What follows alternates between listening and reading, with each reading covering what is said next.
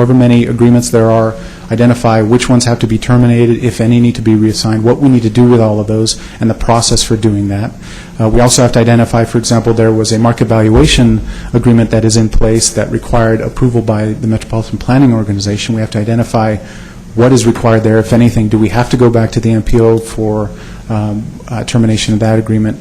And all of those types of things. What else do we do what do we do now with the tolling improvements that are currently located on the facility? Do we bring them down? Do we leave them up? Do we take some down?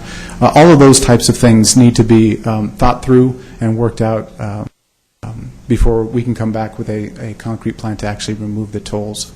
And what drives this, of course, is the effective date of that statute, which is again September 1, 2017. So I'm requesting direction to go and figure all of that out and come back to you on or after September 1. Mr. Chase, question on those the transponders and all the equipment. Who's responsible, and what is the cost of taking those down, and who's going to end up paying for that?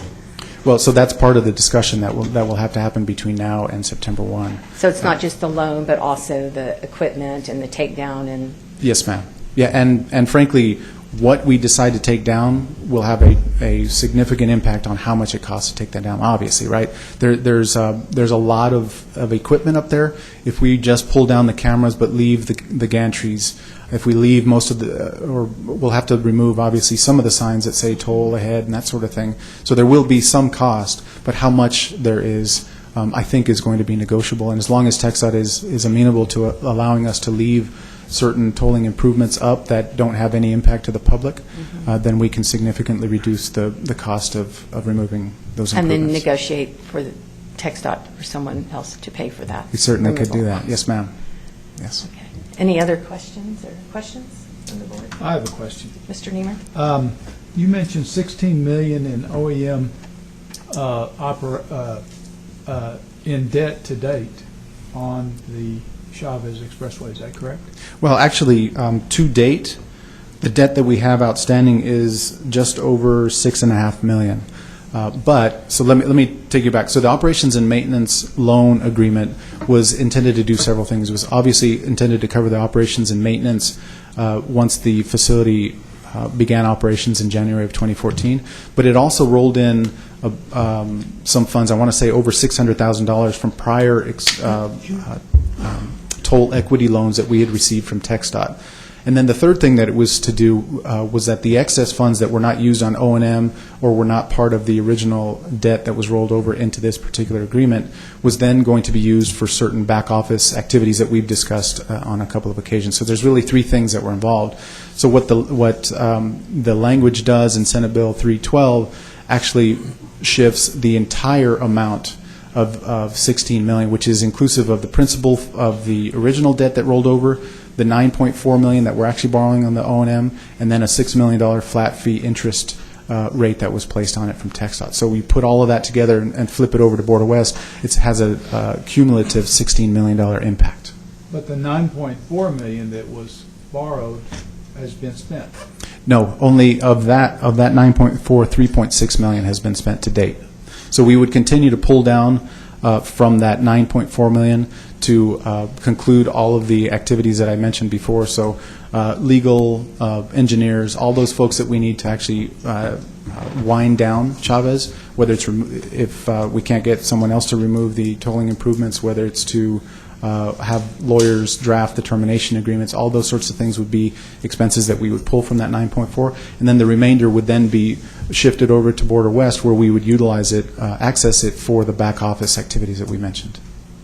Okay, and that remainder would be how much? 16 million? Well, so we don't know what that remainder will be because we haven't identified the plan just approximately. Yet. But so it really depends, because if we have to remove the improvements, if we have to remove all the improvements, we've seen estimates as high as $1.6 million. I don't anticipate us spending that amount. I mean, it doesn't make a lot of sense to go to that extent.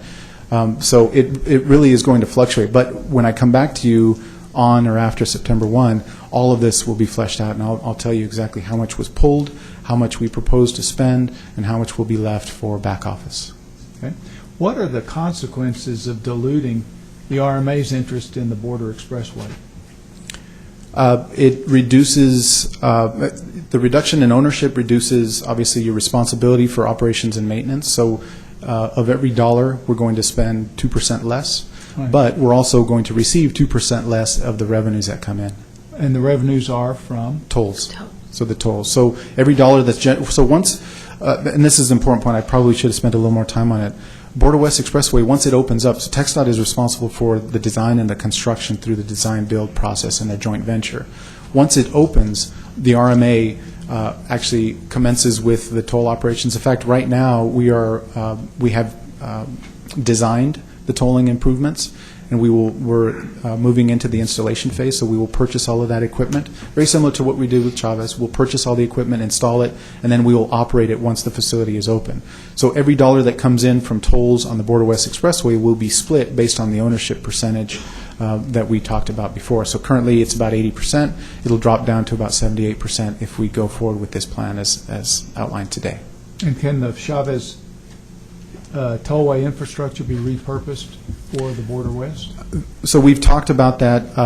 The majority of the expense is installation costs, so traffic control and those sorts of things. So really, when you pull down the cameras and the readers, that's not a lot of cost. What we would likely do is shelve those and use those as backup spares for Border West. So it would reduce our backup purchases for Border West. But what's really important too is that so as you know, we have an integrator. CAPSH is the name of the integrator, and that's the entity that plans, designs, installs, and maintains the tolling equipment. In our agreements with our integrator, we require their accuracy to be, I want to say, 99.6%. So we couldn't force them to use equipment from Chavez on Border West Expressway and then also require them to hit 99.6%. They would require new equipment. But we could use them for backup spares. So that's what we intend to do.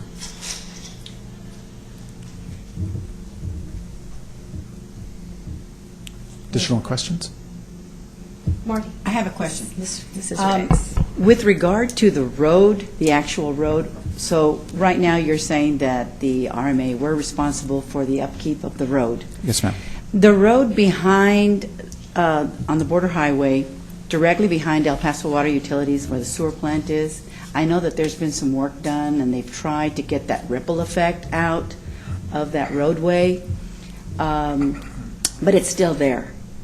And it continues to be a problem for most motorists that travel on that road. So will we be responsible, the RMA be responsible for repairing that before the tolls are removed, or will TxDOT take over and try to remedy that situation? So we'll have to talk in a little more detail to figure out exactly the stretch that you're talking about. What It's the right RMA behind the El Paso Water Utilities sewer plant and their lab. Well, and what I would need to see is, I'm not exactly sure where that is in relation to the end of the tolls, because if I remember correctly, and I'm going off of memory, which is a bad idea, but I think tolls end before we get to that section. Oh, okay. And if that's the case, then the RMA is, I should say TxDOT is already responsible for that section. Okay. And so going back in time, the original Chavez facility, or the original Chavez project that TxDOT designed and constructed, tore out all of the existing roadway because they had some of that rippling. In fact, there was, if I remember correctly, there were several illegal dumps in that area, and so there was a lot of unstable material under that. So they went in and cleared a lot of that out. I'm wondering if they just didn't go as far as where the area that you're talking about. But maybe if we could speak after this, you can point me in that direction. Wonderful. I can find out exactly where it is and what the plan is. It needs to be addressed, so I just was wondering. Yes, ma'am. So I'll get with you after to figure out. Thank you. Mr. Yes, Tess, ma'am. have we done any? We have not done any repairs, the RMA. No repairs to Yeah, the so street. we haven't done any of that. To the roadway, I construction. should say. No, ma'am. We haven't taken that. Now, plenty of maintenance. There's routine maintenance where TxDOT crews will go by to pick up debris. We've got signs that go down periodically and that sort of thing. Those are the O&M expenses that we are incurring to date. Thank you. Any Yes, other ma'am. questions? If not, I know that there was an individual signed up, Ms. Signe Niemer, and then, of course, we yeah. have Representative Pickett here as well. Where did she go? She's here. She's right there. Okay. Yes. Well, if we can have Representative Pickett, if you don't mind making your comments.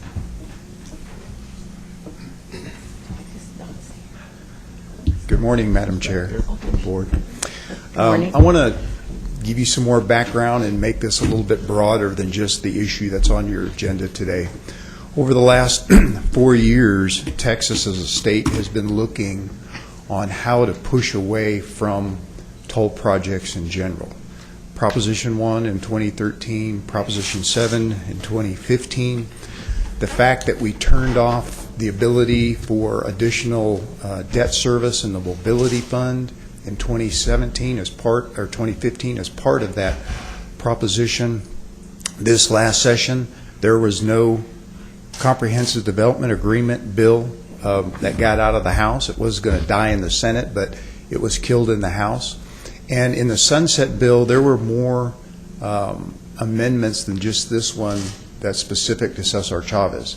In a report that my committee had done during the interim, we identified Cesar Chavez. We also identified Camino Colombia in Laredo.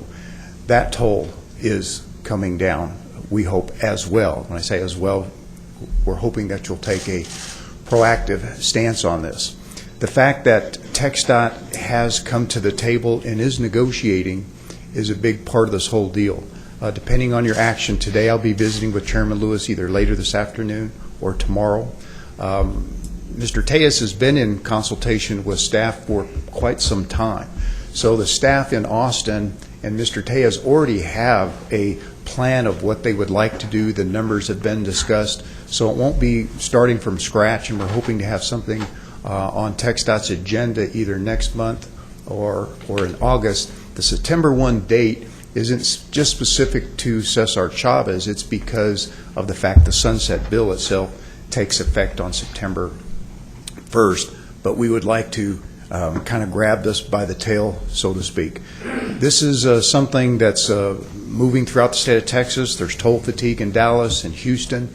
Some of the other toll-related portions of the sunset bill.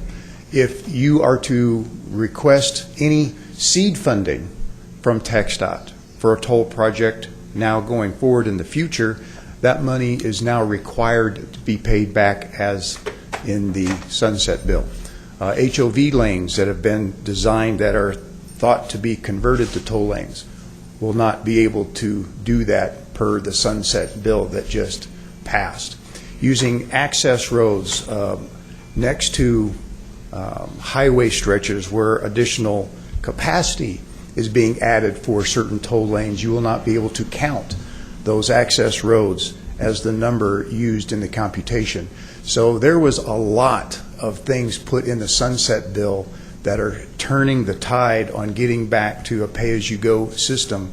And what some of my colleagues and I feel very strongly about, and I will say it is not happening at this time in El Paso, but what is happening in Central Texas and in South Texas is the toll entities are getting so big it's almost impossible for them to fail. Their whole business model now is to incur so much debt that it goes out into perpetuity, and that projects are part of a system financing instead of a separate standalone. We had members come to the legislature who could convince their communities to do certain toll projects if they knew there was a start date and a stop date, and the only way to build that new road that doesn't exist or that new capacity that doesn't exist would be to toll it, but knowing that there is a date certain in the future that that would go away. That's where Texas is going with all of this. So me, coming from El Paso, this is important to me. I think the numbers kind of speak for themselves about this. We haven't mentioned the commuters, the driving public. TxDOT has done 3 different counts and studies over the last year and a half, and we're still at about 6% of the entire driving public on Cesar Chavez uses that toll lane. It's time that we open it up to everybody. There are plans not to toll the Northeast truck bypass and others, and we've removed some of those from the plans. We know we have a big project underway right now, and frankly, I don't think the public understands what that is. I don't think they know that is completely tolled. So I'm here to hopefully support your action on an affirmative vote that says, yes, we'll remove the tolls, and let us go now to the Texas Transportation Commission. They, too, need to take up the action with the numbers. I feel very, very confident of all the things that Mr. Tejas has brought up will and are going to be covered. The biggest point that he had made was into perpetuity the maintenance. So that's a give and take. We know that the toll revenue hasn't been what we thought it was going to be or people projected. And if you're only using 6% or 6% using the road and you're making money, I understand that. But when we build roads, when we design roads, when we do the environmental process, we have different traffic counts that the public isn't aware of. When it's designed as a toll road, much less traffic. There's a project in Central Texas where they're talking about adding 2 managed lanes, 2 toll lanes in each direction. We got them off of that and asked, what if you built 1 additional lane, non-tolled lane? What would that do for the congestion in that area? What would that do to the use and the traffic flow? And the study basically came back and said it would be more beneficial to build 1 non-tolled lane than 2 managed lanes. But there's a fight to maintain the managed lanes because it's system financing, it's debt into perpetuity. And if you're a large organization that lives off 1 or 2%, that's what you want. You don't need to have a lot of happy people. You just need to have a lot of debt and a lot of revenue being produced into perpetuity. And that is not the situation here. I've never said that that is. We have projects in the future that we hope to be coming to the RMA to help us with. It may be the Northeast Parkway.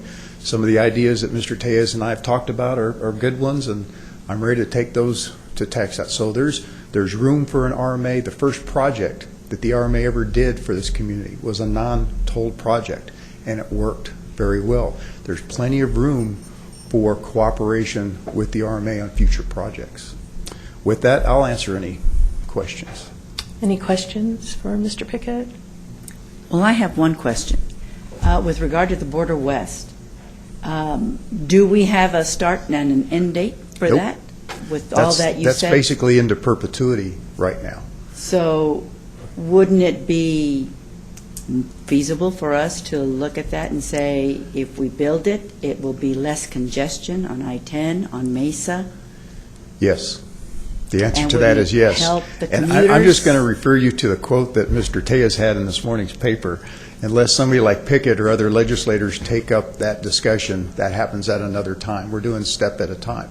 That is a big project that has some very interesting financing that has repercussions throughout the entire state of Texas. It's a very complicated project. And again, even though it was mentioned that $500 million came from the RMA, well, it was gifted to the RMA. The RMA did not issue bonds for that $500 million. TxDOT has already put in $100 million. We know that they've gone over that now, 26 to 30 million, probably some more before the end of that.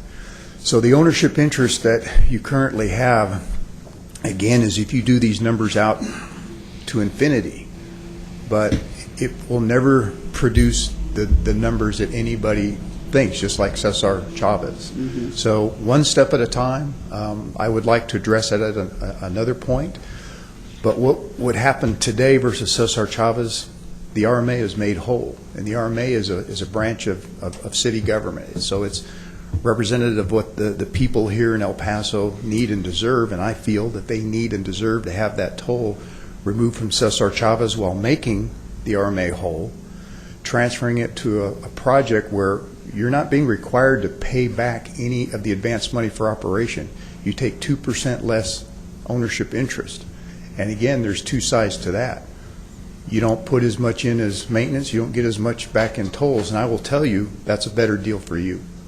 Because the toll revenue will never be sufficient enough for doing all the maintenance, so I think it's a good deal.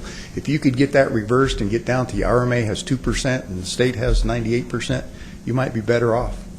And maybe that's a way to do it.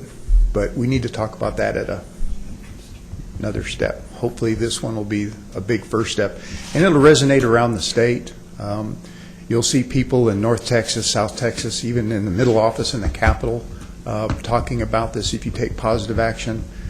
Camino Colombia was one of those comprehensive development agreements that went bust. The state bought it in 2004, has operated it as a toll since then, has never even recuperated the money we spent at the courthouse steps to buy the road from the debtors. And so it makes sense for that to be taken away as well, and that was also put in the Sunset Bill. So we're getting support from around the state, not just locally. Thank you. Any other questions? Thank you. Seems like there's some real opportunities to discharge debt.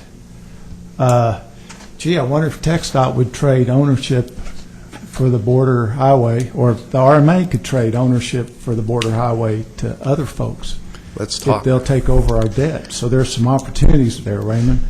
There are some opportunities. And the middle office, and I guess I'm being kind of cryptic for people that are listening, the governor's office, I've said to them even as late as last week that there needs to be another plan in place for the next couple of years. This session, there wasn't a whole lot of discussion on policy. Pretty much nothing got passed. We all just hunkered down in the bunkers while the bombs went over. But there's going to be a lot of interim discussion on where the state's going to go for their infrastructure. So it's a good time, yes. Any other comments? And any of the details, I really believe that we can work out. There's probably something, and Raymond is, on top of everything. But there'll be something that we didn't think about. We'll figure it out. TxDOT's monitoring. They're listening. I'll be visiting with Mr. Bielik. His input will be sought before TxDOT actually takes this up before their board as well. So he'll be a part of all that discussion, all those communications. Thank you very much. Thank you. And, Mrs. Niemer? Madam Chair, the mayor is here. I think we should show Did he? some courtesy. Oh, okay. Okay, so go ahead.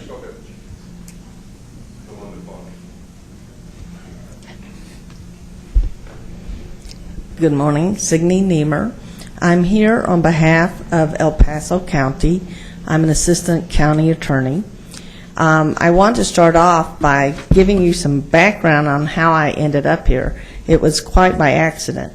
I learned about your special meeting Thursday night when it was too late to put anything on Commissioner's Court agenda. And so I do want you to understand I am here for informational purposes only, and the county has not thought about nor taken any action to be either for or against this item. It has not been discussed.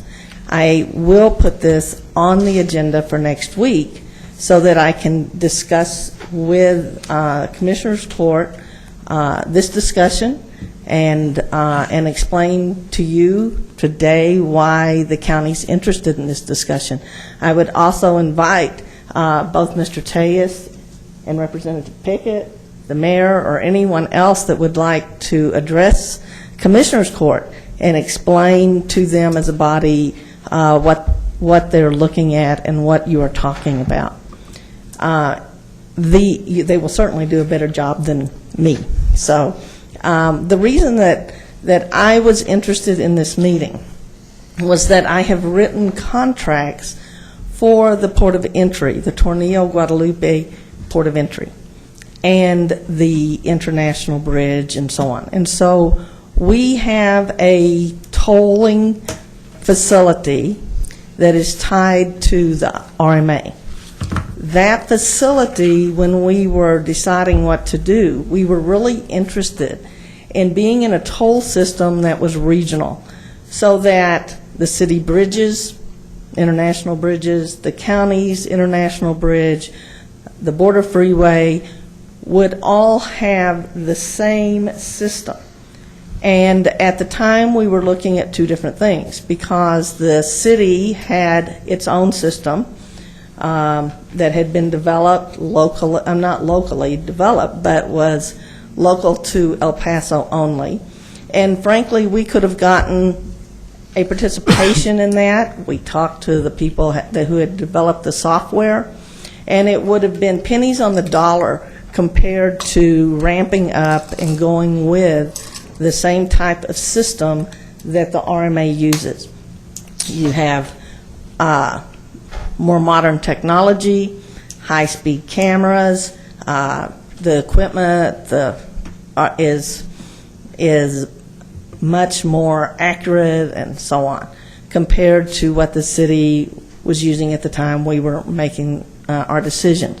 So when I have heard, I've listened to presentations made by Representative Pickett before, and I knew he was very interested in not having tolls for the highways and things in El Paso and across the state. So what was unclear to the county was what is the plan? Are you going to be dismantling your toll system in a way that would impact the county's port of entry? And in listening today, it sounds like probably not, that you continue to have tolls and so on. But because the county wishes to serve the citizens by having one sticker on a car, not several different systems, for people to be able to go to a centralized place and prepay so that they can cross so many times and be on whatever different road or bridge they may end up on, is of interest to the county. And so we, again, are not taking a position either negative or positive, but just saying, please keep us in mind as you take your action, and be aware that we have a very invested interest in a very expensive system, and we want to work with you. Thank you. Thank you very much. Mayor Leeser? Good morning. Good morning. Morning. I know I only got 3 minutes, so I'll make it quick.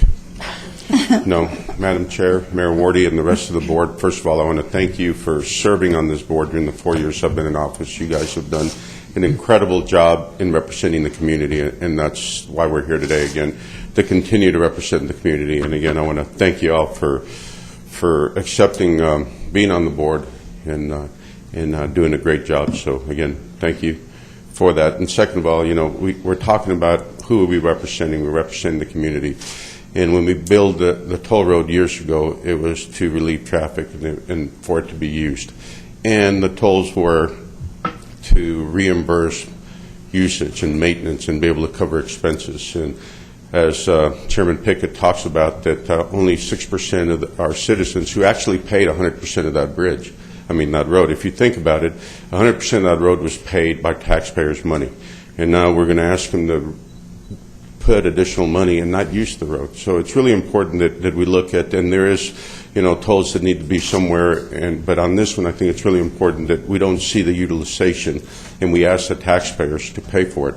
And I made a commitment that we would represent 100% of the citizens. So right now really 94% of the citizens really could be using that road and have a, you know, and take down congestion and not have to pay for it. So I thank Chairman Pickett for finding a way and proposing a bill, really, and I think you look at it, it's more of an El Paso bill as it was brought forward to really to represent our city and make sure that we maximize the tax dollars. And we spent the money, we built the road, and now we're only using 6% of our citizens are really only using it. And so now TxDOT's willing to reimburse us, make us whole, and allow our citizens to really use that road at no charge. So I thank Chairman Pickett, but also thank you all for being proactive. I know we had this discussion a couple times, and and I know that you guys will do what's best for El Paso and our community, as you have done for the last 4 years. Again, Madam Chair, thank you for your leadership. Mayor Wardy and everyone else, thank you for taking the challenge and doing an incredible job. Thank you. Thank you, Mayor.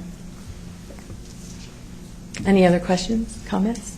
Be open to motion for item number 4. Well, I'd like to make a motion, Madam Chair, that we approve the resolution, the board resolution, as provided by Raymond Tejas it's too long to read, but basically that the executive director is hereby directed to identify all steps necessary to remove tolls from the Cesar Chavez Express toll lanes and return to the RMA board with a plan to implement such toll removal so that the removal may be effective on or after September 1st, 2017. Will that do it? Second. Second, it's been moved and second. All in favor? And Madam Chair, for clarification, this Okay. means that the plan would come back to the board at a subsequent date for final approval, is that correct? That's correct. That's correct. As proposed. Okay. Any other? We've got a comments or- second. We got a second. Second. It's been moved and seconded. All in favor? Aye. Okay. Any opposed? Okay. Item number 4 has passed. Let's move on to item number 5. Discussion and action on board resolutions authorizing the executive director to execute the following instruments as they relate to the Wynn Road project. A, amendment number 1 to the interlocal agreement with the City of El Paso, and B, amendment number 1 to work authorization number 2 with CEA Engineering Group for the provision of additional design services. Mr. Tejas.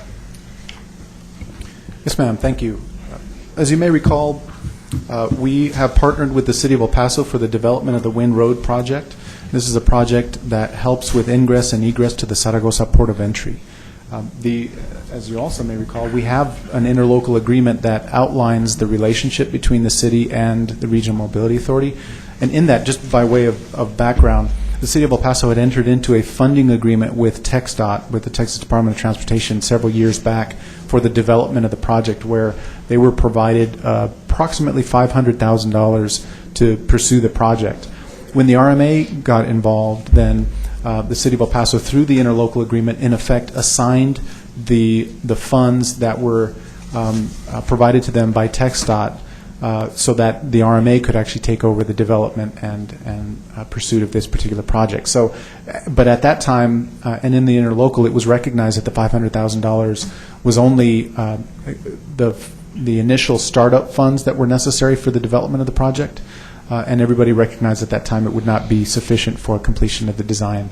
So what you see before you as item 5A is an amendment to the interlocal agreement, and that's because the city has gone back to TxDOT to seek the remaining funds for the project. It's up to $1.6 million. That has been executed between TxDOT and the City of El Paso. So 5A then amends the interlocal agreement between the Regional Mobility Authority and the City of El Paso so that the RMA has access to the remaining funds for the completion of the Wynn Road design portion of the Wynn Road project. While we're at it, then 5B, I should also mention that pursuant to that initial interlocal, the RMA went out and engaged CEA Engineering Group, a local engineering firm, to complete the design services for this particular project. What you're seeing as item 5B then is an amendment to that agreement with CEA to add $70,000. And that was a later addition that was requested actually by the water utilities and approved by the City of El Paso, so that in our design we would actually develop a bridge rather than the originally proposed culvert. So that request was, again, by the water utility, approved by the City of El Paso, and you see here, I should mention, in the interlocal under 5A, it is inclusive of the $70,000 for this additional design service. And so 5B then authorizes me to execute an amendment with CEA Engineering Group to add the additional design services for the bridge. So subject to your questions, I would recommend approval of both 5A and 5B. Any questions for Mr. Tejas? Comments? Okay, I'm open for a motion. Move to approve. Thank you. Do I have a second? Second. All in favor? Aye. Aye. Thank you. We'll move on to our presentations. Item number 6, quarterly presentation, updated discussion on the following programs or projects. A, El Paso streetcar, and B, the 2013 County Comprehensive Mobility Plan. Mr. Tejas.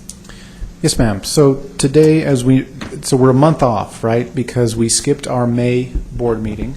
Normally, we have a quarterly report for streetcar and the 2013 Comprehensive Mobility Plan. So we're a month off, but today we have with us Gil Gardner, who is the construction manager from the Atkins firm, which is the entity that serves as our general engineering consultant. He's going to brief you on the last quarter. Good morning, everyone. Good morning. Good morning. I've been up here a few times, and I've gotten to recognize all your faces and names. Is that a good thing?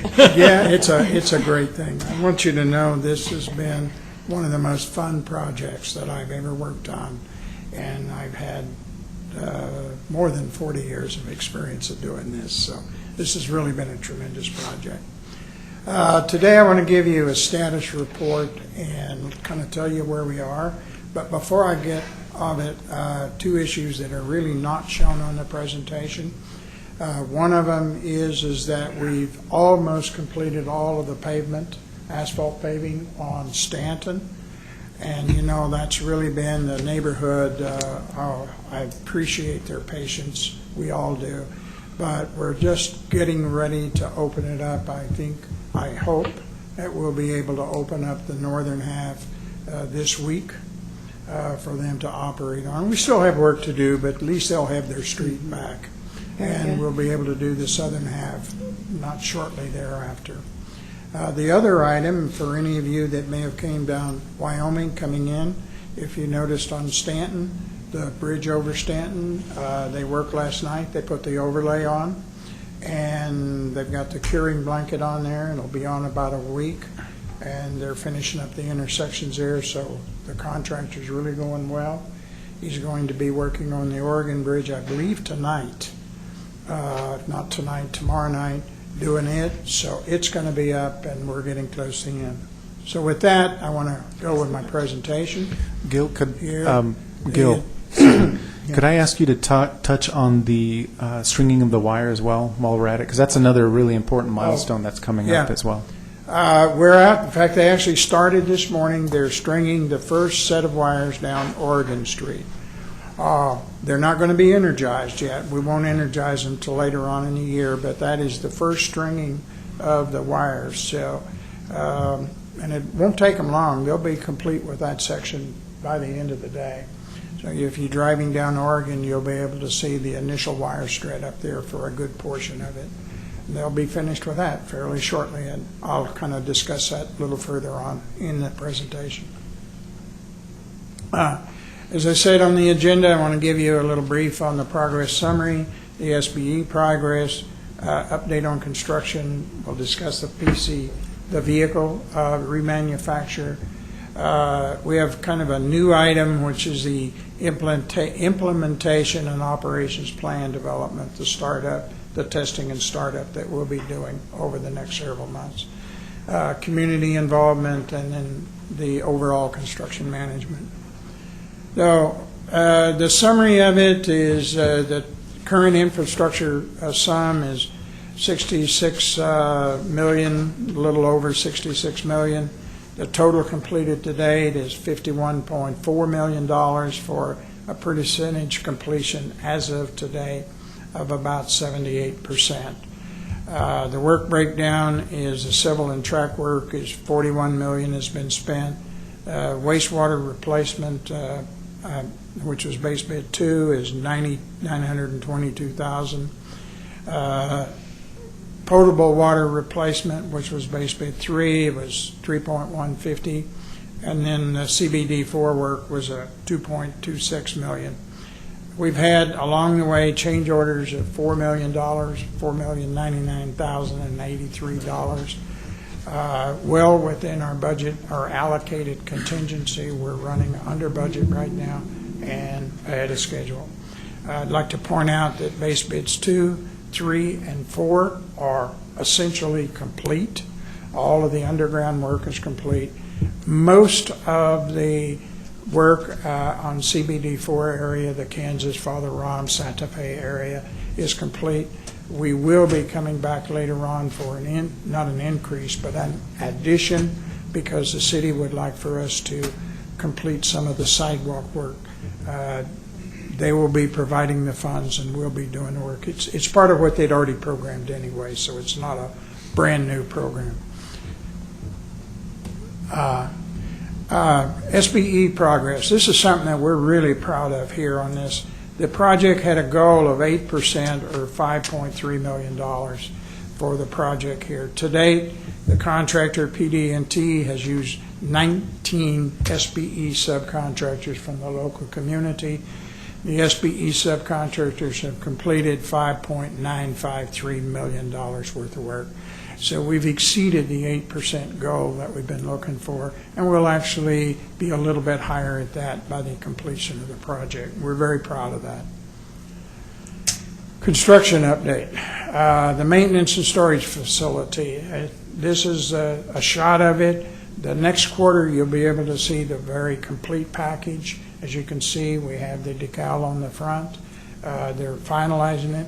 We actually are working on punch list items right now for the maintenance facility and working on a process to transfer the maintenance facility to Sun Metro so they can start their training program, which I'll discuss shortly. Traction power substations. This is the power that goes to it. Traction power substations A3, A4, and S1 are installed, and we're just waiting on power to be delivered to the substations. TPS A1 and A2 are to be installed this quarter, and that will basically finalize the traction power substations. And then, as I said, the first wire run is to be installed this week. They're actually working on it. My engineer's out there this morning overseeing the work on it. The track work continues along Stanton, Oregon, and Santa Fe Street. And let me clarify, and the embedded track work construction is complete on Kansas, Franklin Avenue, and Father Rom Avenue. For you that have had, I know that, a lot of your workers and stuff have had to fight through the Franklin intersection and stuff. And we, as I said before, we appreciate your patience. But it is complete. It's looking good. I personally have driven over that to make certain there are no real bumps, and we're very pleased with the work the contractor's done.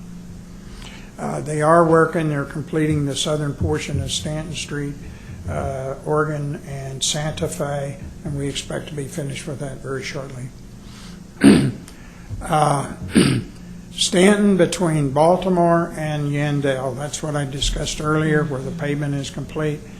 We have to open that fully to southbound traffic, so there'll be traffic in both directions in mid-June. So mid-June is coming up very, very quickly, and I don't like telling you something that we don't, that doesn't happen, so I'll guarantee, well, I can't guarantee you, but I'm going to be out there making certain the contractor does his work.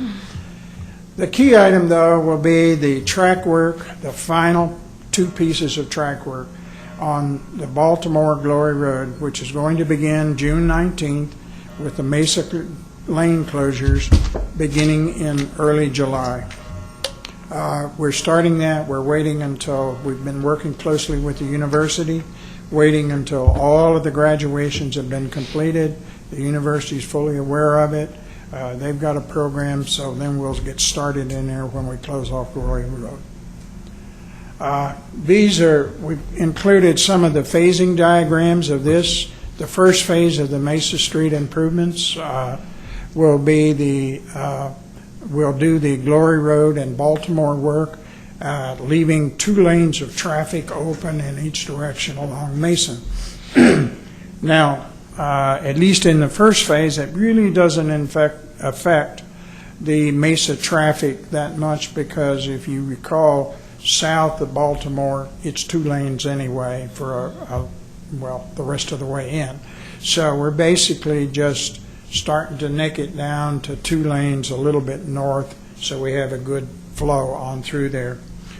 Once we complete the Baltimore and Mesa intersections, or street sections, we'll go into phase 2, where they will do the work on the outside lanes of Mesa and doing the pavement on there. And that time we'll have to restrict it down to 1 lane in each direction. We have been, I know I see that on your face, we have been discussing this for literally months on how we're going to handle this program here and how we're going to handle it. We've been working closely with TxDOT, closely with the city, working with the neighborhood, bringing them along so we know that, yes, we're going to impact the work in there, but we're trying to do it as quickly and as efficiently as we can. One of the things that will be done is we'll probably shut off that intersection, the signal light there, except for pedestrian access, because we will have to have it there. And then the city will also work with us on the Cincinnati signal light to maximize flow through the street itself, or through Mesa. Then the third phase will be where we do the next lane of Mesa, and we shift the traffic over. We do the center and shift the traffic over to the outside after we've completed the outside work. I can't give you a time frame on each one of these schedules. If I were to give you a time right now, it'd be wrong. I'm sure so. But if you want to, I can provide that to Raymond, and he can, give you whatever information you need as far as the actual time we would expect these to be closed. Anyway, the finalizing of the construction update is work on Father Rom in Kansas is approximately 90% complete. We're just doing the wrap-up work. We working on pedestrian improvements here. As I said earlier, the underground relocations of water, sewer, storm sewer, and sanitary sewer are 99% complete, essentially complete. We're just doing wrap-up on that. The final section of the storm sewers down at El Paso and Fourth, which they're working on now, they should have this finished up shortly. We have 4 OCS foundations, which is the last of the underwork. They're doing 3 of them today. The 4th one will be completed by the end of the week. The PCC vehicle remanufacture, it's by Brookville Equipment. We gave them a notice to proceed in October 2015. The initial contract was $18.8 million. We've done 2 amendments for a total of $267,000, give a current contract value of a little over $19 million. To date, they've invoiced about $8.6 million based upon their milestone deliveries. They get paid by milestone, and once they reach the milestone, then they get a payment. The work includes 6 vehicles, system support, training, and spare parts. They're at BCC for manufacturing right now. The car bodies are in very good condition. Right now, they've got the first 2 vehicles in the remanufacture process for 2 reasons. One, they want to make certain they're on schedule. The other one, we will then use those 2 vehicles to finalize the infrastructure work. Vehicle 1, the car body repair and enhancement inspection will be scheduled for late June. We'll go out from our office, we'll go out in June and inspect the vehicle, make certain that they're coming along. Vehicle 2, they're going to start the grit blasting, cleaning it off, getting ready for painting and everything in early June. They've actually already started. The design process is essentially complete. The delivery of the vehicles for testing is scheduled to be complete by July of 2018. This is a few months ahead of schedule, but the manufacturer feels confident that they can meet it.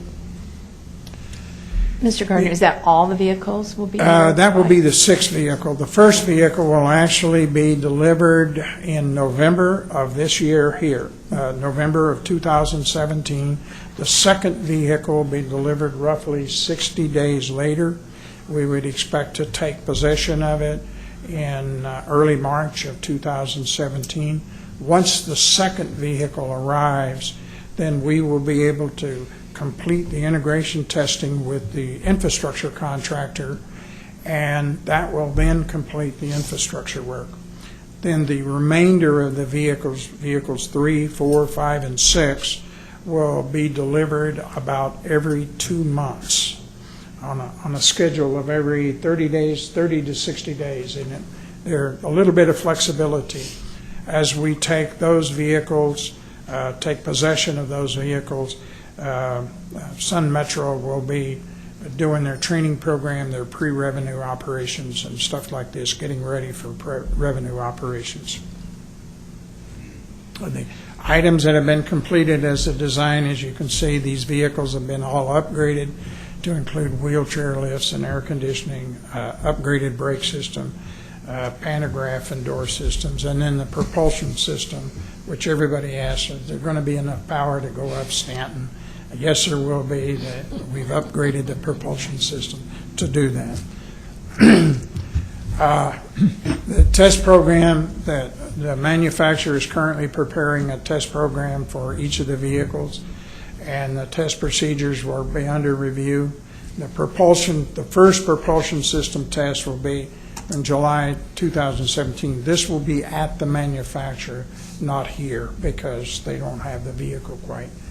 The main test will be starting in September for the delivery of the first vehicle when it's delivered, and then they'll start their finalized test in El Paso once they're here. The manufacturer will actually keep the vehicle, ownership of the vehicle once it's delivered, about 2 to 3 weeks while they burn in the vehicle, test it, and verify that it's working. This is kind of what some of the vehicles looking like right now. You can see where it's really been cleaned up, and they've got some pictures. This is the first vehicle. So as you can see, it's really beginning to come along. And hopefully the next pictures will show even further in the next quarter. Now, what I'd like to do is spend a minute. I've taken a little long time on this one, but I want to spend a minute on the implementation and operations plan development. Part of the program that we've got to do is to work with Sun Metro over the next year and a half, basically year and a half, to develop a startup and testing process that's required to be completed by Sun Metro. Sun Metro has a lot of work that their team has to do in pre-revenue service.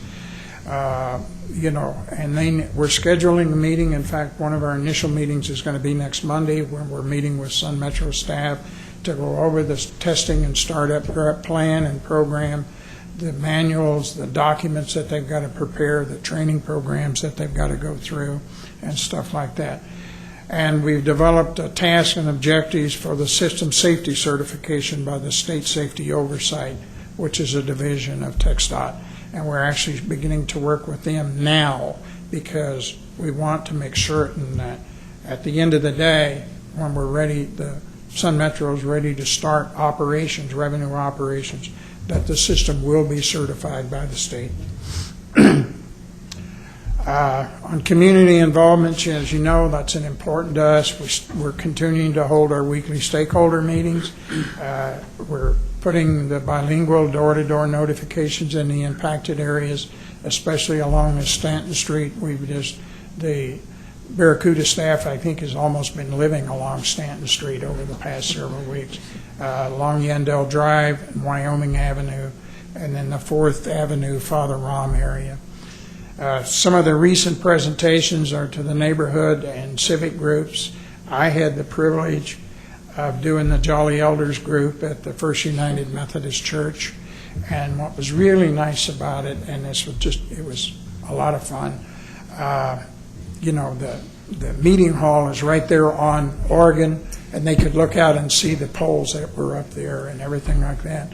But the really nice thing is I asked them, the people there, I said, how many of you remember the original trolley system? And I would say 70% of the people in that room raised their hands. I was one of the young ones there. But I enjoyed the meeting. The team is coordinated extensively with the major downtown festivals, including the Neon Desert and the Sun City Pride. As I said, they've done tremendous stakeholder outreach over the past year, or almost 2 years once we started, especially the high-impact closures of the I-10 overpasses and the work on Mesa. We have an open house scheduled for June 14th from 4 to 7 at the Don Haskins Center for the rail work to cross Mesa. We want to make certain that the community, the public, and because this impact is going to impact virtually everybody on the west side, we hope that and expect to have a fairly large turnout there. Anyway, this is kind of wrapping up the community involvement. Last part of construction management, of the 517 submittals that we've received to date, we've closed up almost all of them. There are 5 that are left to be processed. Same thing with the RFIs. 383 received to date. We've closed out 374 of them, and with 9 left to be processed. You can tell we're getting towards the end of the work. And then we continue to have our quarterly partnering sessions. We just had one last month, which I think has been very, very successful. So with that, I'll leave it with you. Any questions? Mr. Gardner, on behalf of the members of the board who had a chance to go through and take that tour, we thank you for your time. That was that was fun and very interesting. So thank you. Thank you. I'm for glad taking you that time. enjoyed it. And if anybody else wants to take, any of you others, or if you want to go back and look at it a second time, just feel free. Give Raymond a call, and he'll call me up, and I'll come down with my truck, and we'll take it. My just other comment is to make sure, and I know you all are working with this, is to make sure we are very well coordinated with the city, so when we're ready to go, they're ready to go, and we can make sure that trolley is moving. So with that, I'm hoping we can get maybe some additional timelines and milestones for our coordination with the city, Sun Metro. Well, and I think to that point, we've actually begun. Well, we've been working on that for quite some time. In fact, Gil and his staff have developed a pretty comprehensive list of those tasks that Sun Metro needs to be doing, when they need to do them, and that sort of thing. We're talking everything from the staff that they need to hire, the training that the staff will require, the manuals that Gil touched on, when they need to be completed, when the safety officer needs to be on board to review X, Y, and Z, and all those sorts of things. So we've developed a pretty comprehensive list for them, almost a manual for them to actually get this thing prepped.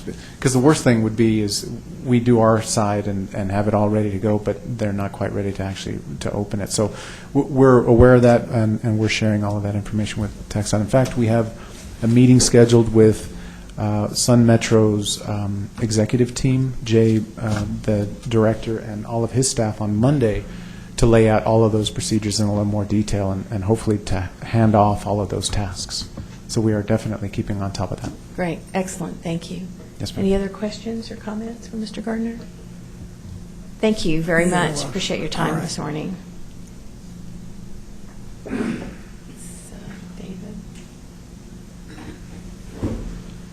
So as we normally do when we have the streetcar update, we also have on that agenda, we have the quarterly update for the 2013 Comprehensive Mobility Plan.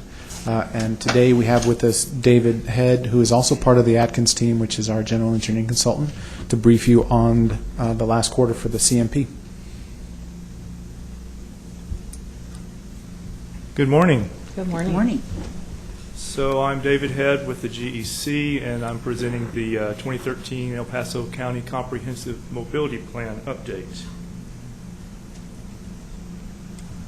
So with that, the agenda, we'll go back through the project map and look at that, get you reacquainted with that. So we'll go through the projects, and we have updates in design, the construction, and then the other additional project. So as you can see, this is the 2013 CMP project map, and most of the projects, or almost all of the projects, are on the east side. The only one that is not is the National Historic Trail, which is pretty much goes through the whole El Paso County. It's not on here. So you'll keep seeing this map, so I'll get you very acquainted with it. So the projects in design, East Lake 1 is right there at the cusp. We're trying to get some right-of-way and things, so that one is from I-10 to Darrington. It's the first one up, and then we have Darrington Road from East Lake to Pelicano, very needed project. Then we have two new projects that are moving into design from the VRF2 bond proceeds, which is the Mission Ridge 2 project. It's really to close in the gap from what we just built to what is existing out there now, and it'll close that gap so you can go all the way from, I believe it's Pelicano, all the way over to East Lake. And then the Pelicano from Loop 375 to Darrington Road is also a new project in the VRF2 projects. So under construction we have the National Historic Trail, which As I was saying, it goes all the way through El Paso County from down by Chicken Ranch Road all the way up to the New Mexico state line. The Vista del Sol Drive project from 375 it moves east over towards Charrington Road. It's on the east side of the road.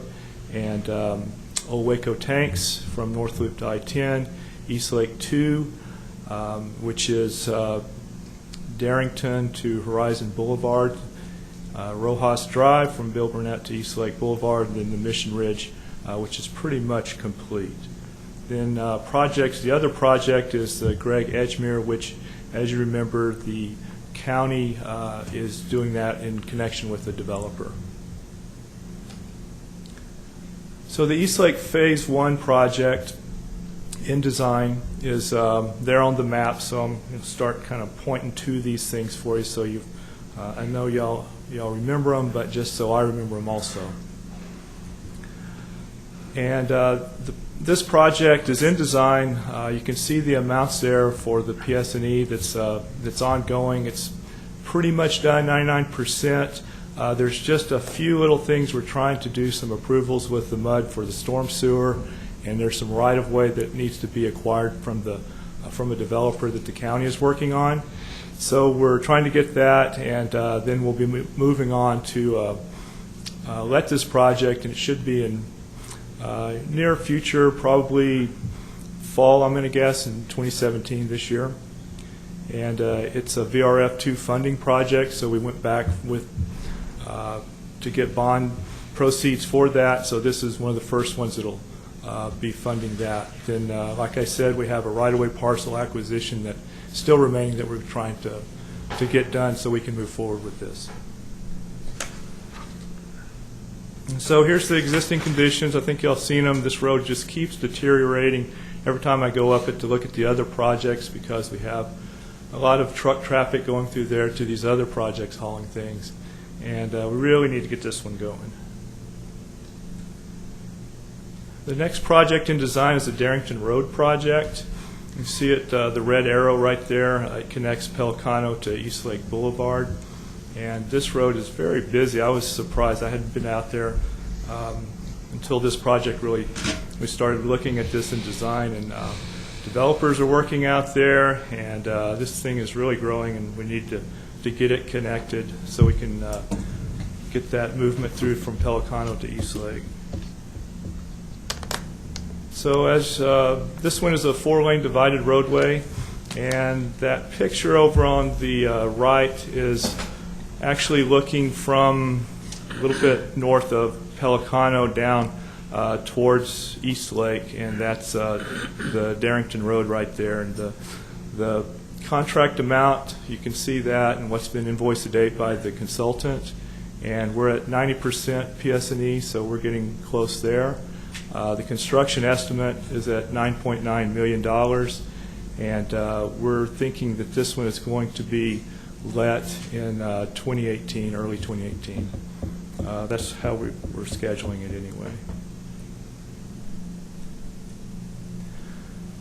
So here's those existing conditions. The first one, like I said, is over there looking down Darrington towards East Lake, and the next one is at East Lake looking back up towards Pelicano. So that's the intersection there. And it changes, gosh, almost every week out there. The developers are really moving along with their sections and what they're putting in there. So let's move over to the construction projects. This is the Camino Real National Historic Trail, and it starts, it goes from Chicken Ranch Road all the way up to New Mexico state line. And it's a historic signage project. We've worked a lot with the National Park Service for this, coordinating with them. There's 126 signs. This was led, if you remember, back in 2017. The contractor is Lesna Construction, and you can see the bid amount there. The contract time for this project is very short. It's 3 months, and we're pending the contract. What we're trying to do is we haven't cut this one loose yet because we're waiting on the Vista del Sol because we're trying to split the inspection between this project and the Vista del Sol to save some money. So we should be getting started this month with both of those projects, but we've been pending some right-of-way on the next project, and so that's kind of where we're at with this. But this one will go very fast. It's just a signing project where we're putting the historic signage up and down the trail. So this one's going to be kind of a get started and stop type thing. So the next one is the Vista del Sol, and as I said, we're trying to keep the inspection services down for this thing. So we're in conjunction with the National Historic Trail, and you can see it. It's that red arrow up there at the top. And there's some right-of-way issues that we're trying to get through, which is holding things up just a little bit, but we should get started this month, like I said, and that's the county needs to get some right-of-way to do one of the detour roads that's going to happen here to get the truck traffic and things through that move through right there. There's not a good access once we close this down, but that should be moving forward.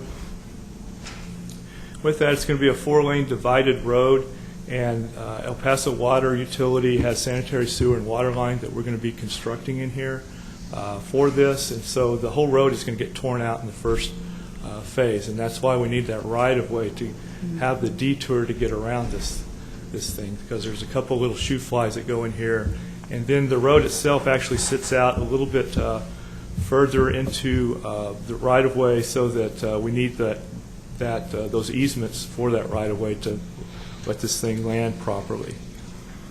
It was let back in February 17. Bain Construction has it. There's a contract time of 18 months on it, and we've been talking with the county on this one, and we're assured that we should start this here either this next week or pretty quick, the next couple weeks. So we should get both of those going. And if you're in the area, you'll start seeing some tear up over there. Next project is the Old Waco Tanks Road. That one's really moving along.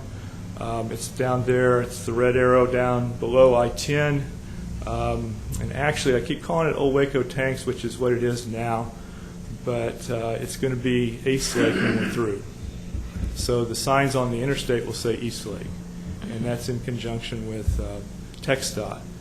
So there will be a little shift in your thinking when you come down that way at some point, or you're going up North Loop.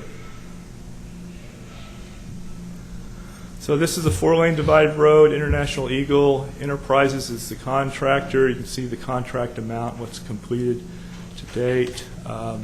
And these are a little bit off. All these numbers are going to be about a month off because we just got through with the draw request. So these have bumped up quite a bit. He's gained a lot of completion to date on this project. In fact, the northbound and the southbound lanes are completed up to the community college now with the concrete paving. He's working on the bicycle lanes that go on the outside at this point. We have some change orders that are pending that you're not going to see at this point just because they're still pending. The community college wants to move the driveway, and we're working with a consultant to put that, to get those plans so that we can do that change order. And there's a relocation of illumination poles down by North Loop that TxDOT put in, and now we have to move them for the intersection for the traffic light or the signals. Right now they're working on hot mix, concrete paving, the drainage ponds and inlets, and the bike lanes. So this is just some of the pictures. This is one of the ponds where they're putting the rock wall around, and it's a lot of rock wall. I don't think I'd want to lift all that rock wall, but that's what's going on out there. I think there's 2 or 3 ponds that are being built at this point. So this is the concrete paving. This is up towards North Loop. This is the northbound lanes, and you can see the big equipment in there putting down the concrete. This is kind of looking from I-10 back. In fact, this picture was probably taken about maybe 3 weeks ago, and they've already zipped up the other side now too, so they're really moving now once they got everything underground, and now they've got it all the way up to the community college.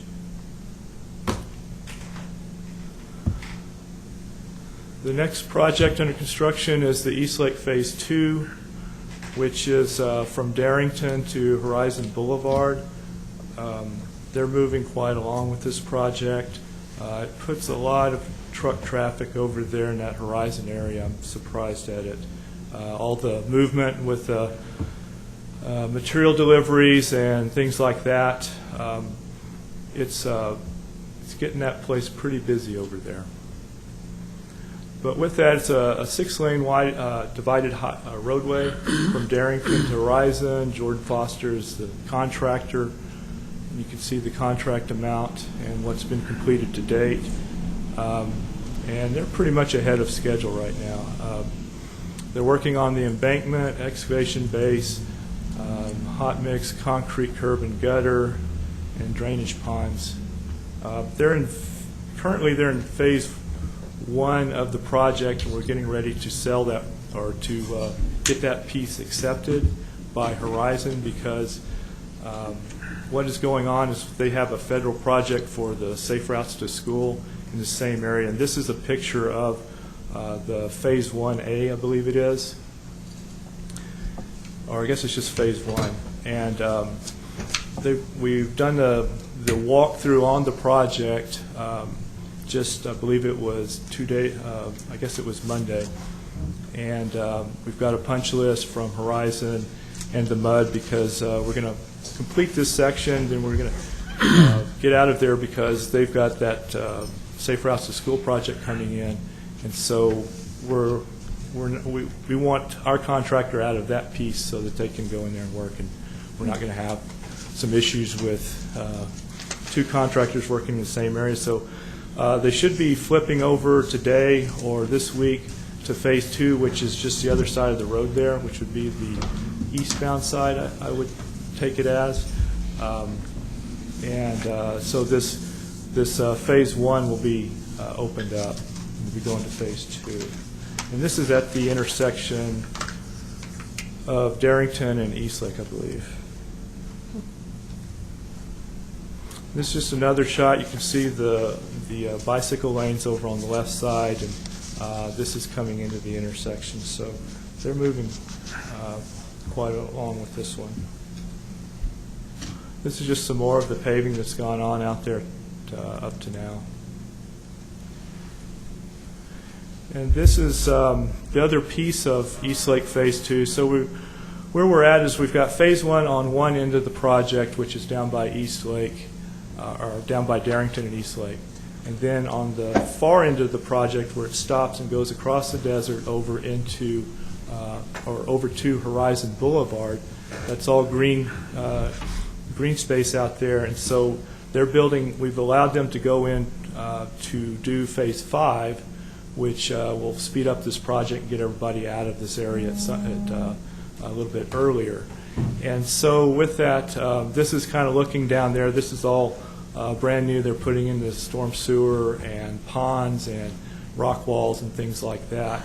And they just had a proposal we're looking at for Phase 6, which is down by Horizon and Eastlake, which will complete that intersection down there. So we're thinking that would be good for the project to get it moved along, so that we can move those trucks from Eastlake down by I-10, move them over to Horizon. They'll be coming in that way to do deliveries and things like that, kind of clean up the area with all the work that's going on the Eastlake Phase 2 project. So we feel like that would be a good proposal, but we're still looking at it. Rojas Drive. So this is right there between Bill Burnett and Eastlake Boulevard. It's a concrete paving project. It's widened it to 6 lanes divided. And Horizon Construction is the contractor. And you can see the contract and what's been completed and the time used and completion date. They're working right now on concrete paving. I believe they were trying to concrete pave this morning, but I think that did not happen because of wind in the area. So they chose to put that off till perhaps tomorrow. So this is where we're at with Phase 1A, and we've got the concrete or the hot mix down, and we've got portions of this concrete paved in this area. So trying to get them out of the Rojas or out of the intersection of Rojas and East Lake, so that when we move into East Lake Phase 1, that'll be clear for them also. This is kind of a dark picture. It's not too dark. Showing the start on some of their concrete paving. And then this is just their slip form moving down the road. And then you're going to see this change order at some point, probably this next board meeting. What it was is the county asked us to go out and put some traffic control barrels across, I believe that's Chapel Hill, because people were cutting through the neighborhoods to get down to Rojas and cut through there, and so they've gotten quite a few complaints, so we've had to put extra barrels out there. So this is the next project is the Mission Ridge Boulevard. And it's pretty much complete. We're just working through some punch orders, some punch list items for the with the mud. There's a couple of things that need to be corrected, and some things that they just need to accept because of their. Well, there's just some punch list items. A couple of things that were pending completion last month when we put this together was AT&T was in there. They're out at this point, but there should be a comma there, but the plant warranty period is still ongoing, so we're still waiting on the plant warranty period to go through so that we can accept the whole project. And these are some pictures from Mission Ridge Boulevard. It's a nice facility, and then as I mentioned earlier, Mission Ridge 2 will take off from here and head, I guess that would be south to connect up with the old Mission Ridge Boulevard that's over by East Lake. It's a nice facility. The county's doing a nice job on what they're asking for in design and things. So. And then the Greg Edgemere Extension Project. This one is kind of a pass-through from you. What it is the county passed through the VRF bond funds, and then they went back to the developer to help or to build this road. So it went from the county back, and then the developer is finishing this road over here. It's a 4-lane divided with bike lanes. It's going to connect Edgemere to Gregg. It kind of goes all the way through there. You can see the $2.5 million payment, and the work is through the county developer participation agreement. And they've been doing dirt work and curb and gutter. It's kind of hard for me to get in there just because they've got things kind of barricaded off, but this is kind of a shot from where it starts. So they've started moving. I think they're doing pipe and some of the dirt work and, of course, curb and gutter and those things. So they're moving along. I expect it to be a little bit further along when I go back out there, probably this next or this month. So with that, I will entertain any questions. Any questions for Mr. Head? Just a comment, looks good. Thank you. Moving right along. Thank you. I agree. Looks good. Thank you very much. Okay, with that, we've got, I know we have some individuals that may need to leave, but we're going to read 7, 8, and 9 into the record all together because they're all related. So item 7, discussion and action on a board resolution authorizing change order number 1 to the construction contract with Horizon Construction regarding a change to certain manholes on the Rojas Drive improvement project. 8, discussion and action on board resolutions authorizing the following change orders to the construction contract with International Eagle Enterprises as they relate to the Old Waco Tanks Road project. A, change order number 1 regarding change to certain box culverts, and B, change order number 2 regarding change to certain manholes and inlets. Item number 9, discussion and action on board resolutions authorizing the following change orders to the construction contract with Jordan Foster Construction as they relate to the East Lake Boulevard Phase 2. A, change order number 1 regarding a change to a water meter connection, and B, change order number 2 regarding a change in the project's public art component. Mr. Taz. Thank you. I've got one very brief PowerPoint presentation for these 3 items, 7, 8, and 9, and I will move through it very, very quickly. So you see what we're talking about is really an extension of what Mr. Head was talking about with the 2013 Comprehensive Mobility Plan. This is, of course, the map that you've seen. We're talking about, under 7, a single change order for the Rojas Drive Improvements Project. And I would mention at the outset, of the 5 change orders that are being presented today, none of them are asking for an extension in time, and only 2 of them are actually asking for increase in funds. And we'll get to those here in a moment. So on the Rojas Drive Improvements Project, that's the wrong one. I think I've got them out of order. I apologize for that. On Rojas for number 7, this is change order number 1. The manholes as required by the plans that we've provided them are actually required to be cast in place. The contractor has requested that they be revised to precast. Now, because it's in our plans, we have to come back with a change order, but again, no cost change and no time change. So that's Rojas, very simple. Item number 8 then deals with Old Waco Tanks. We have a construction contract with International Eagle Enterprises. So on this particular project, we're looking at 2 change orders. Again, no cost change and no increase in time for either of these. Change order number 1, which is item 8A, relates to culverts at the Mesa Drain and Mesa Spur. Again, our plans called for precast, and the contractor has requested that they be completed in place, cast in place. Change order number 2 then relates to manholes, same exact scenario. They were required to be precast, and the contractor requests that we permit them to cast in place.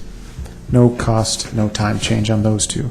The last 2 then, items 9A and B, are change orders related to the East Lake Boulevard Phase 2 project with Jordan Foster Construction.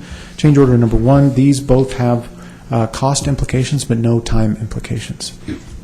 Change order number 1 actually adds an extension of a conduit for an irrigation system to a water meter. This relates to the project being completed in one particular phase so that we can get out of the way so that Horizon City can come up and complete their safe routes to school that Mr. Head referenced before. This will increase the cost by $7,200, and you'll notice in your backup that the county, and I should mention on all of these, the County of El Paso has provided documentation to us approving each of these change orders. And on this one in particular, because we're dealing also with the town of Horizon City, they have also provided written confirmation, or I should say, concurrence with this particular change order for $7,200. Change order number 2 then is item 9B, and that is a change order related to some landscape sculptures that are actually part of the project, and you'll see there the photos here. Not great photos, but hopefully you can see these are being added to the project, and it's blowing grass. However, the concern that was identified was that these are really sharp points at the end of those blades of grass. It looks dangerous. Exactly. So what we're doing there is actually rounding out and grounding those edges so that we remove the safety concerns. So that's an additional $1,890. Again, approved by the County of El Paso and also Town of Horizon City. So that is all that I have for you for items 7, 8, and 9, and I would recommend approval of each of those items. Any questions or comments, Mr. Taylor? I think for clarity, if you could take them individually, you could take item 7, then 8, A, B together, and 9A and B together as well. That would be So fine. 7 is all separate? Yes, please. Okay, so item number 7? Madam Chairman, Yes, if sir. I can comment, on number 7 on that board resolution, I think there's a typo, and on number 8 as well. But in the bottom where you say that, certain manholes to be precast, we're changing from cast in place to precast, are we not? Yes, that's correct. So I will correct that. You see that? Absolutely, yes, thank you. So And that's on item true on 7. both of those, both 7 and 8. Thank you. That's correct. We're changing them to cast in place. Okay. No, Yes, thank you. you're changing them to precast. No, they're cast in, David, can you post that? from precast to cast in place. Let's get this right. All of these are being changed from precast to cast in place. So the reso is right. but- From? So what did the project's plans required, cast in place or precast? Precast. Precast. Okay, then the typo is above where it says whereas. The second whereas. Right. That's correct. I can change that recital. And in fact, I'll go through each of these with David, with Mr. Head, to confirm that we got all the recitals to match. Okay. Thank So- you. Thank you for Okay, catching thank you, Mr. Niemer. So with that notation, Move to approve? okay. May I have a Second. Second, okay. It's moved and seconded. Item number 7. All in favor? Aye. Any against? Thank you. It's been approved. Items 8A and B. Open for motion Move to approve? with the notation also that Mr. The Niemer made. notation. Thank you. Second. Second. All in favor? Aye. Any opposed? Okay, item 8 is passed. Item number 9. Motion? Been moved. Can I have a second? Second. Thank you. It's been moved and seconded. All in favor? Aye. Okay, item number 9 is approved. Okay, moving on to item number 10, discussion and action on an amendment to the RMA's ethics and compliance policy. Mr. Tez. Yes, ma'am. So this one, each of the regional mobility authorities throughout the state of Texas is required to adopt an ethics and compliance policy. And as you know, most of the RMAs throughout the state utilize the same legal team. So this is something that was encountered across the state. Recently, TxDOT completed an audit of each of the RMA's ethics and compliance policies, and they have identified an issue that they've requested that each of the RMAs correct, and that is, and you'll note in the backup I've provided the red line version, which is simply an insertion of a new section that refers to internal audits and monitoring. So it's the inclusion of language into the policy that is being requested today. As noted, most of the RMAs throughout the state of Texas were flagged by TxDOT for this, so we are all now revising our policies accordingly. Subject to your questions, I would recommend approval of this minor revision to the ethics and compliance policies. Okay, item number 10, any questions or comments? Move to approve. Thank you. Okay, it's been moved and seconded. All in favor? Aye. So item number 10 has been approved. Thank you. If there's no further business, then I have a motion to adjourn. So moved. Okay. Second? I guess. All in favor? Second. Yes, okay. Okay, so the Camino Real Regional Mobility Authority Board is now adjourned on June 6th at 9:41. Thank you, everybody.